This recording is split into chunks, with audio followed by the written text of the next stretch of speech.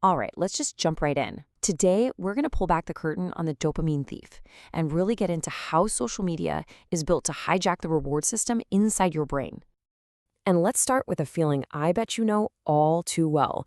You pick up your phone to check just one little thing, and suddenly you look up and an hour is gone. You ever get that feeling that your phone is actually using you instead of the other way around? Well, that exact feeling is what this first part is all about, the phantom buzz. I mean, you know these symptoms, right? That endless scroll where you feel like you're looking for something but you never quite find it? Or how about that phantom vibration in your pocket? You check your phone, but it never actually buzzed. Now, these aren't just you having bad habits or lack of willpower. I want you to think of them as the scene of a crime, a really clever, really effective heist on your attention. So, if it's a heist and our attention is the target, what's the treasure they're really after? Well, that brings us to the star of our show, a tiny little chemical in your brain, your motivation molecule. Okay, this is where it gets really interesting, because we have to bust the biggest myth out there about dopamine. We've all heard it called the pleasure molecule, but that's not quite right. The truth, and this is the key to understanding everything, is that dopamine is really the motivation molecule. So what does that actually mean? Well, think of it like this. Dopamine is the chemical that makes you seek things out, that makes you crave. It's the gas in your engine that gets you to go after something. It is all about the anticipation of a reward, not the actual pleasure of getting it. And that powerful feeling of anticipation, well, that's what's so easy for them to exploit. Which leads us straight to the playbook itself, the hijacking handbook. Let's break down the exact tactics these platforms use to manipulate that seeking system in your brain. So what's their number one weapon? The master key they use to get into your brain's reward system. It all comes down to a super powerful psychological principle known as variable rewards. And this is the perfect way to think about it. It is literally the exact same mechanism that makes a slot machine in Las Vegas so insanely addictive. You pull that lever, and maybe you win big, maybe you get a little back, or maybe you get nothing at all. It's the maybe that keeps you pulling.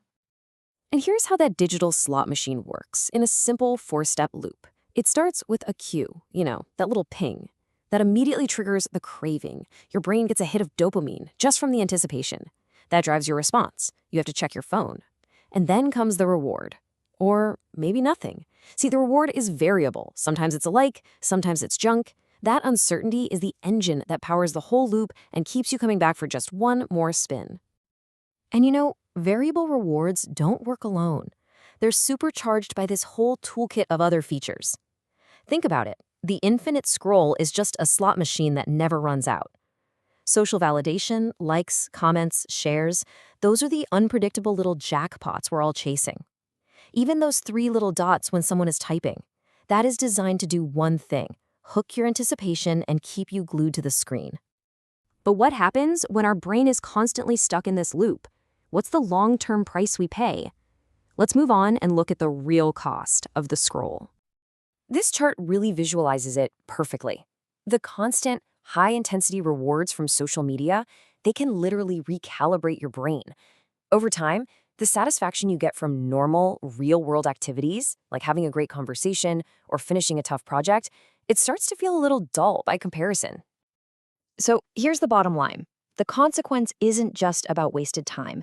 The real result is a reward system that gets desensitized. Our baseline for what feels satisfying and engaging gets pushed higher and higher.